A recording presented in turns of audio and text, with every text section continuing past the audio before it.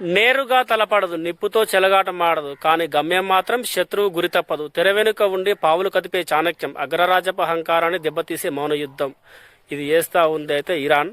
ముందుగా వీడియో చూసే వాళ్ళైతే వీడియోకి అయితే లైక్ చేయండి, అలాగే ఛానల్ కూడా సబ్స్క్రైబ్ చేసుకోండి. మీరు సబ్స్క్రైబ్ చేసుకోవడం వల్ల నాకైతే ఏం రాదు, వాస్తవం కాడికి ఏంటంటే ఒక హోప్, నాకు ఇంకా వీడియోలు చేయాలని ఒక ఆసక్తి అయితే కలుగుతుంది. కాబట్టి ఖచ్చితంగా సబ్స్క్రైబ్ చేసుకుంటారని మనస్ఫూర్తిగా కోరుతా ఉన్నాం.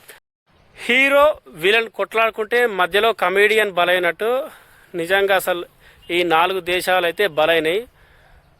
UAE, Dubai, Qatar, Saudi Arabia, Bahrain ఇవైతే బలైనవి. అది ఏ విధంగా చెప్తా ఉన్నా అంటే, అసలు యుద్ధం ఎవరికి జరిగింది గడిచిన 5 రోజుల క్రితం?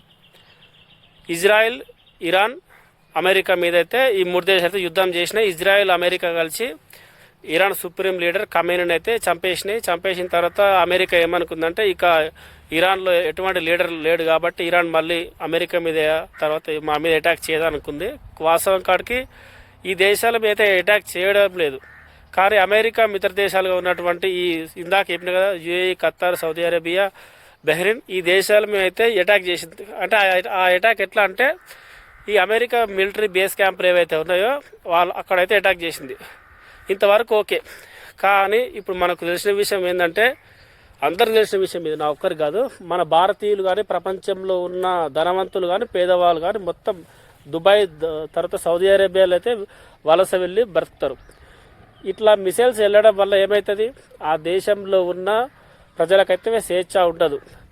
వాస్తవం చెప్పాలంటే ప్రపంచంలో ఉన్న ధనవంతులు మ్యాక్సిమం అందరు కలిసి దుబాయ్లో ఉంటారు. ఎందుకంటే దుబాయ్లో సంపాదించుకున్న వాళ్ళకు సంపాదించుకున్నంత ఫ్రీ ట్యాక్స్. ఇప్పుడు మన దేశంలో అయితే 30% ట్యాక్స్ ఉంటుంది, అదే దుబాయ్లో అయితే ఫ్రీ ట్యాక్స్. కాబట్టి అందరూ బడా బాబులు మొత్తం దుబాయ్లోనే ఉంటారు. ఇప్పుడు అలాంటి వ్యక్తులు ఉన్న ప్రాంతంలో మిసైల్ వెళ్ళి పడడం వల్ల ఏమవుతుంది, అంతర్జాతీయ కార్యకలాపాలు, ఆర్థిక కార్యకలాపాలు మొత్తం ఆగిపోతాయి. ఇప్పుడు ఏం చేస్తున్నాయి అంటే, ఈ 4 దేశాలు కలిసి అమెరికా మీద అయితే ఒత్తిడి తీసుకొచ్చే ప్రయత్నం అయితే చేస్తూ ఉన్నాయి. అందుకే నేను స్టార్టింగ్లో ఏమని చెప్పినంటే, ఇరాన్ అయితే నేరుగా అమెరికా మీద యుద్ధం చేస్తలేదు, మిగతా దేశాల మీద చేసి అమెరికాని తనంతర తాను మళ్ళీ నియంత్రించుకునేలా ఇరాన్ అయితే చేస్తూ ఉంది. ప్రస్తుతం అయితే ఇట్లా ఉండే నిజంగా పరిస్థితులు అయితే, మరి ముందు ఎట్లా ఉంటాయైతే తెలియదు. వాస్తవం కాడికి అమెరికా ఆయుధాలు అయితే ఈ 4 దేశాలకు అమ్మేది. ఈ ఖతార్ తర్వాత సౌదీ అరేబియా, దుబాయ్ ఈ దేశాలు ఉన్నాయి, వీటికి అమ్మేది ఆయుధాలు. అది ఎందుకోసం అంటే భవిష్యత్తులో తమ రక్షణ కోసం అని అమ్మేది.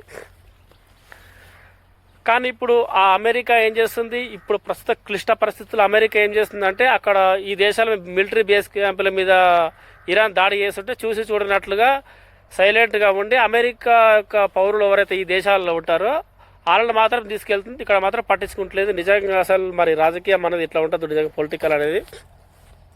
మరి భవిష్యత్తు ఎట్లా ఉంటుందో తెలియదు, కానీ ఇరాన్ యొక్క స్ట్రాటజీ మాత్రం చాలా అద్భుతంగా ఉంది. నాకు మాత్రం మస్తు నచ్చింది. ఎందుకంటే శత్రువు డైరెక్ట్ అటాక్ చేస్తలే, అది మిత్ర దేశాలు ఎవరైతే ఉందో వాళ్ళ మీద అటాక్ చేస్తుంది. అక్కడ ఎయిర్పోర్ట్ల మీద కానీ మిలిటరీ బేస్ క్యాంపుల మీద కానీ ఇట్లా ఉన్నాయి ప్రస్తుత పరిస్థితులు అయితే. మరి వాస్తవం కాడికి ఈ యుద్ధంలో అయితే ఇరాన్ అయితే గెలవలేదు, ఎందుకంటే ఆయుధాల పరంగా తక్కువనే ఉంది, అమెరికా కంటే చాలా తక్కువ. కానీ ఒక భయం అయితే పెడుతుంది అన్నట్టుగా, నిన్ను అటాక్ చేయరు, కానీ నీ మిత్ర దేశాల మీద అటాక్ చేస్తారు, నువ్వే నా దగ్గరకు వస్తావు అంటే ఎట్లా, యుద్ధం మానేసావు అన్నట్టు. అట్లా ఆ రకంగా అయితే ఉంది పరిస్థితులు. మరి చూడాలి మరి ఇంకా ముందు అయితే ఎట్లా వెళ్తుందో. ఓకే, మరి వీడియో కనుక నచ్చితే లైక్, షేర్, సబ్స్క్రైబ్ చేసుకోండి. వాస్తవం కాడికి చాలా తక్కువనే ఉంది ఈ వీడియోలో ఇన్ఫర్మేషన్. కొద్దిగా నిన్న కొంచెం బిజీ ఉండడం వల్ల ఈరోజు గుటంగా ఆగమేఘాల మీద అయితే వీడియో చేస్తున్నా. ఓకే, మరి ఉంటాను, బాయ్. నేను మీ విరసామి యాదవ్. వీడియో కనుక నచ్చితే లైక్, షేర్, సబ్స్క్రైబ్ చేసుకోండి. కానీ ఏదేమైనప్పటికీ ఇరాన్ యొక్క స్ట్రాటజీ మనం సూపర్ గారి సుప్రీం లీడర్ చనిపోయినా కూడా తగ్గుతలేదు. గ్రేట్. ఓకే, మరి ఉంటాను, బాయ్.